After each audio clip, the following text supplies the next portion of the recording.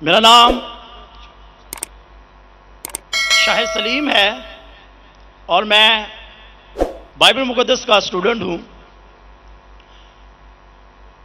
इससे पहले मैं सवाल करूं, मैं अपने ईमान को शो करना चाहता हूं कि मैं उस खुदा को मानता हूं जिस खुदा ने आसमान और ज़मीन को बनाया। भाई साहब, आप मुस्लिम हैं क्या नहीं है?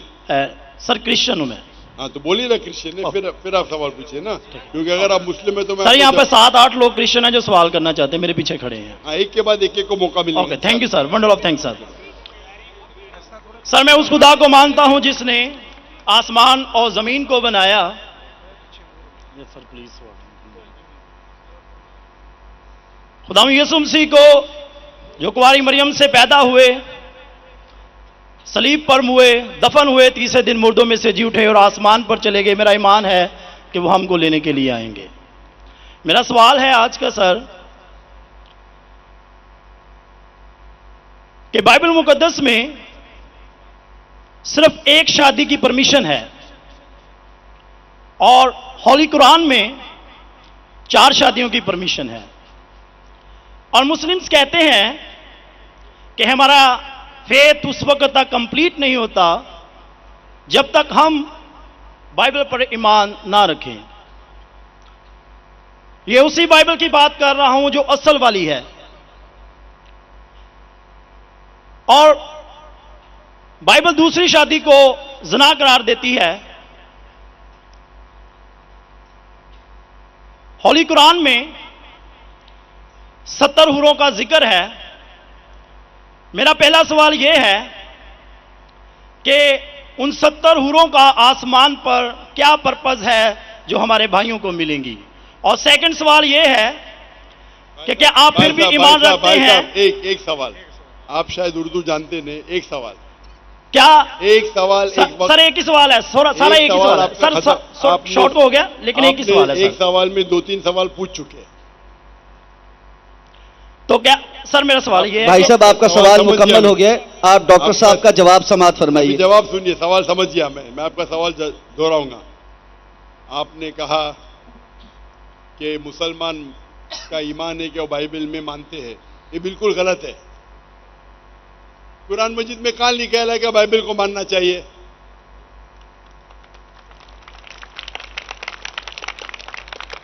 अपने आप उनके सवाल में इतने गलतियां थे, मैं सवाल दोहराऊंगा। मुसलमान का ईमान है कि वो बाइबल में मानना चाहिए, ये लफ्ज बाइबल कुरान मजीद में है ही नहीं, नंबर 1। फिर उन्होंने कहा कि बाइबल में लिखा हुआ है कि एक शादी करना चाहिए, कुरान में लिखा है कि 4 शादी करना चाहिए, और फिर कहा कि कुरान मजीद में लिखा है कि 70 हूर। ये जितने चीज कहा सब गलत, सब गलत, सब बकवास। नंबर 1, आप मुझे बताइए कुरान में कहां लिखेला है कि बाइबल को मानना चाहिए? कुरान में लिखा हुआ है कि इंजील को मानना चाहिए, बाइबल नहीं। आपकी जो बाइबल है वो इंजील नहीं है। सॉरी सर, इंजील ही कह रहा था मैं अपनी तरफ से। आप जरा मेरा जवाब सुनेंगे? यस और बीच में दखलंदाजी नहीं करेंगे? Okay sir. आपने सवाल पूछ लिया, आपका टाइम खत्म, ये डिबेटिंग सेशन नहीं है। आपने कहा बाइबल कुरान में मौजूद ही नहीं लफ्ज। इंजील को मानते हैं जो अल्लाह ने ईसा अलैहिस्सलाम पे नाजिल की गई थी। ये जो उनके पास है वर्ड बाइबल किधर से आता है? बाइबल आता है एक ग्रीक वर्ड बिब्लोस से। बिब्लोस, इंजील से नहीं। बिब्लोस मतलब बुक ऑफ बुक्स। हमें बाइबल पे यकीन है कि वो अल्लाह का कलाम है। बाइबल पे अमल थोड़ी करना चाहिए। आज किधर लिखे लगा बाइबल पे अमल करना चाहिए? हमको ये यकीन रखना चाहिए कि इंजील अल्लाह का कलाम है। ये यकीन रखने की जरूरत नहीं कि इंजील को फॉलो करो। इंजील पे ये यकीन रखना चाहिए कि वो अल्लाह के तरफ से वही थी, अल्लाह का कलाम है जो ईसा अलैहिस्सलाम पे नाजिल किया, हम इस पे यकीन रखते। ये प्रेजेंट बाइबल जो आपकी है वो बिब्लोस है। आपको पता है कितने किस्म के बाइबल है? आपको पता है? अभी आप जवाब दो, पता है कितने किस्म के बाइबल है? जवाब दो। कितने किस्म के बाइबल है? सर ट्रांसलेशंस की बात कर रहे हैं आप? बाइबल ओरिजिनल मैन्यूस्क्रिप्ट, सर वो तो एक ही है। आपको इल्म ही नहीं है, अफसोस की बात है। देर आर 24,000 मैन्यूस्क्रिप्ट, 24,000 मैन्यूस्क्रिप्ट है बाइबल की, और कोई भी दो आइडेंटिकल नहीं है। आपको इल्म ही नहीं है।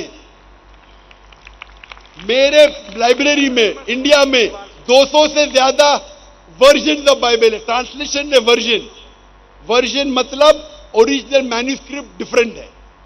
मिसाल के तौर पे king James version, new international version, Doue version, new world translation, 2000 किस्म के बाइबल है। मेरे लाइब्रेरी में 200 से ज्यादा है। आपको इल्म ही नहीं है और आप सवाल पूछने आते जैसे आप पादरी है। अफसोस की बात है, आपका इल्म ही नहीं है। जितने सवाल आपने किए तीनों, सब में खता थी। नंबर 1, बाइबल लफ्ज कुरान में नहीं है। नंबर 2, काबिने लिखेगा कि बाइबल पे अमल करो। ये ईमान रखो कि इंजील अल्लाह का कलाम है। हम मुसलमान मानते हैं कि इंजील अल्लाह का कलाम है, लेकिन जो बाइबल आज है वो इंजील नहीं है, वो मिलावट है। अल्लाह का कलाम होगा कुछ चीज जो कुरान से मिलती है, हमें कोई इतराज नहीं। पैगंबर का कलाम है, हिस्टोरियन से पोर्नोग्राफी है। पोर्नोग्राफी, जैसे मैंने पहले भाई को कहा, अगर आप मुझे 1 अरब रुपया भी देंगे तो मैं एज़ेकिएल चैप्टर 24 पढ़ ही नहीं सकता हूं, क्योंकि वो पोर्नोग्राफी है। तो पहला आपका जो सवाल था, सवाल के पहले आपने कहा कि बाइबल, कुरान में लिखा है कि बाइबल को मानो, बिल्कुल गलत है। उसका जवाब दे दिया। दूसरा सवाल, दूसरा आपने कहा कि बाइबल में लिखा है कि एक शादी करना चाहिए। मेरा चैलेंज है, आप बताओ किधर लिखेला है बाइबल में एक शादी करना चाहिए? रेफरेंस दो। आप झूठ बोल रहे, आप रेफरेंस दो, किधर लिखा है बाइबल में कि एक शादी करना चाहिए? उसका माइक्रोफोन खोलो, रेफरेंस दो। कौन से बाइबल के रेफरेंस में एक शादी करना चाहिए? भाई साहब, मैं रेफरेंस पूछ रहा हूं, आपके पास रेफरेंस? बाइबल में किधर भी नहीं लिखा है कि एक शादी करना चाहिए। भाई साहब जवाब दो, अभी माइक्रोफोन ऑन है। बाइबल में किधर लिखा है कि एक शादी का? पढ़ो पढ़ो पढ़ो, तहकीक करो। 10 बार भी पढ़ेंगे तो किधर नहीं मिलेंगे आपको। जी सर, मैं रेफरेंस पढ़ना चाहता हूं सर। हाँ, रेफरेंस दो। पहला कौन सा रेफरेंस? मैथ्यू। सुनो सुनो सुनो सुनो, आपने कहा था कि बाइबल में लिखा है एक ही शादी करना चाहिए, ये चाहिए मुझे। तो दूसरा कुछ भलता बोल के फिर बोलेंगे उसके मानी ये है, तो लोग को बेवकूफ मत बनाओ। पढ़ो मैथ्यू। सर मैथ्यू चैप्टर 5 और वर्स है 31। ये भी लिखा था, लिखा है। मैं खोलता हूँ जरा इधर, नेट चल रहा है क्या? बाइबल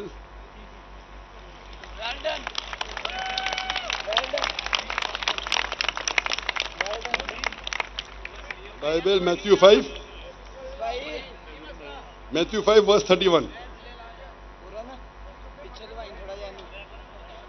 हाँ पढ़ो पढ़ो। जी सर, जो कोई अपनी बीवी को छोड़े उसे तलाकनामा लिख दे, लेकिन मैं तुमसे ये कहता हूं कि जो कोई अपनी बीवी को हरामकारी के सिवा किसी और सबब से छोड़ दे वो उसे ज़िना कराता है, और जो कोई छोड़ी से भी हुई से ब्याह करे वो ज़िना करता है। इसमें किधर लिखे है कि एक बीवी करना चाहिए? बताओ सर। अगर आप लिखा है इसके अंदर? सर यहाँ पे बात आप लोग का वक्त क्यों जाया कर रहे हैं? सर कॉन्टेक्स्ट ये बता रहा है कि दूसरी शादी करेगा तो वो ज़िना करेगा। अगर अपनी बीवी को डिवोर्स देगा, अन्य डिवोर्स देना ईसाईयत में हराम है। सिर्फ उस वक्त डिवोर्स दे सकता है जब वो किसी दूसरे के साथ ज़िना करती है। इसका मतलब नहीं कि एक शादी करना चाहिए। आप क्यों गलत बयान कर रहे? आप जब नहीं जानते उर्दू, अंग्रेजी नहीं जानते, क्यों टाइम वेस्ट कर रहे?